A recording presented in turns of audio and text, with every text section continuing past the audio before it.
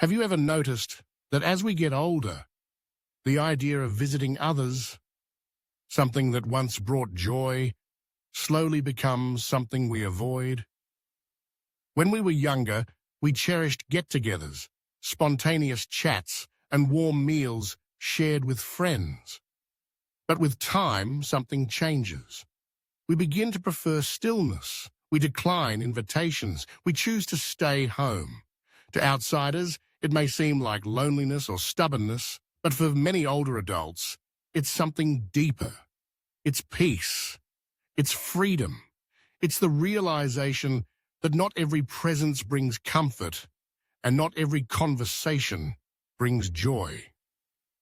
Today, let's pause and reflect on this change, why older people often stop visiting others, and what deeper truths lie within that decision. In younger years, having guests over was delightful. We took turns hosting dinners, sharing meals, catching up on life. Friendships back then were simple and sincere. No need to pretend. We laughed loudly. We spoke freely. Our homes were places of comfort, and guests were sources of joy. But the world has changed. Life is faster. Appearances matter more.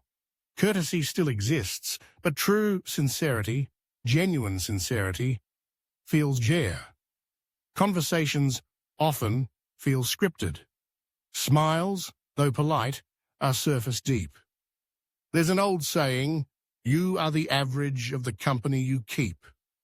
It reminds us how much our environment shapes us. And in a society where appearances can outweigh honesty, it's no wonder we grow more guarded. Take Mr. Lee, a man in his 50s. He used to be very sociable, always attending gatherings and seeing friends. But in recent years, he's lived more quietly. He wakes early, makes tea, tends to his garden. If he goes out, it's for a quiet walk or errands, not for social calls. His relatives wondered why he'd become distant. He gently replied, "The older I get, the more my priorities change." Joy he once found in crowds, he now finds in solitude. Instead of hours of chatting, Mr. Lee now enjoys the quiet of his home. Rather than making new friends, he treasures the time with family, his wife, children, and simple home. He still sees friends, but rarely. And he no longer invites people over. If he meets someone, it's at a quiet cafe. Hosting guests has shifted from pleasure to pressure, an intrusion into the calm life he's built. Many older people feel the same. They no longer seek surface-level visits. They begin to see the beauty of a peaceful morning, a warm cup of tea, or hours spent in the backyard doing nothing at all. Let's hear the story of Mr. Ma, who used to regularly visit his old schoolmate. After reconnecting at a hometown reunion, Mr. Ma was thrilled.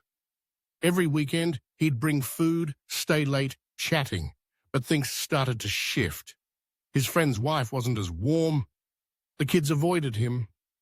Then one day, his friend quietly said, "Ma, I really value our time, but weekends are when my family needs their space."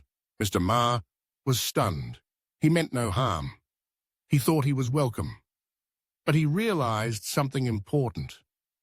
No matter how good your intentions, your presence can still be a burden to someone else. Then there's Miss Owan, a lively woman in her 60s who loved dancing. After retiring, she joined a dance group in the park. On rainy days, they'd take turns hosting gatherings at home. At one such event, she joked lightly that her daughter-in-law wasn't great at her chores, just a passing comment. But someone repeated it to the daughter-in-law.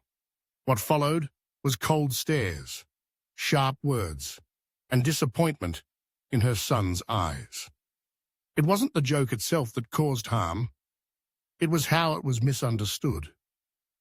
Ms. Owan was heartbroken. She still danced, still smiled. But she stopped visiting others. She learned something. Even the lightest words can wound, and silence in old age can be the best protection. She no longer shares family stories, no longer opens up. She became more reserved, more cautious, not because she changed, but because she realized the world outside isn't as forgiving as it once was. At this age, every word can be a double-edged sword, and sometimes the best thing to say is nothing.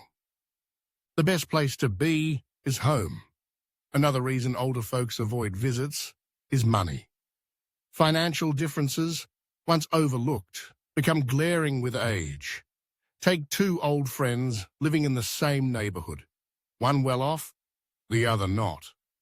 At first, their bond stayed strong, but slowly, small things created distance. A new sofa, imported snacks, a maid opening the door. The less wealthy friend felt out of place, not because of any words spoken, but because of what wasn't. He started visiting less, not out of envy, but discomfort. He didn't want to be compared, even in silence, and the wealthier friend, he sensed the same. Between them grew an invisible wall. No one built it on purpose, but they both felt it. Eventually they drifted, still friends, but only in memory. It's not a tragedy, just a quiet truth. As our lives grow apart, so do the things we once shared. Old age isn't about losing things. It's about letting go of what no longer fits, even if that means letting go of once precious relationships. Back in the day, holidays meant a full house. Everyone dressed up, shared treats, laughed. Kids ran around. Grown-ups toasted each other. Homes rang with joy. But now, a text replaces a visit. A phone call replaces a handshake.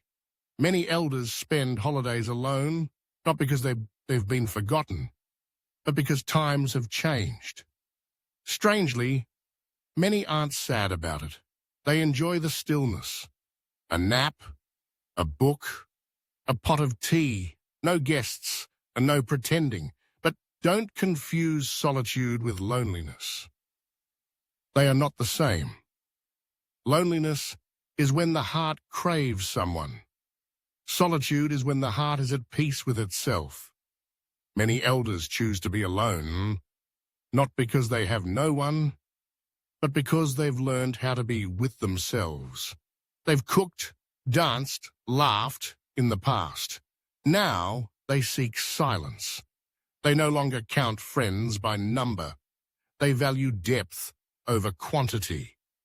So next time you see an older person choosing to stay in, declining invitations, or living alone, don't pity them. Don't assume they're lonely. Don't think they lack anything. They've simply understood something many of us haven't. Peace doesn't come from the crowd. It comes from being fully present with yourself. And if you are one of those people entering this stage of life, remember this: you are not alone. You are seasoned. You are free.